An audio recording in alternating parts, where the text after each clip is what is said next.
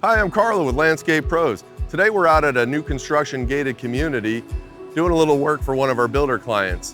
What we're doing right now is these plants have been in the ground for about 2 months, and since there's been no attention to weed prevention or to trimming. What we're gonna do today, what we're doing right now, is we're taking all of the weeds out, which will stem the proliferation of those weeds and get that under control. We're also gonna trim the shrubs. Right now they've gotten overgrown and leggy and out of shape. We're gonna bring their shape back to a more attractive, more healthy level. The main effect of what we will see today is we're gonna see separation of the plants through removal of the weeds, and then we're gonna see a nice contrast of depth and shape of the plants through trimming. This is just one more reason to get a professional involved.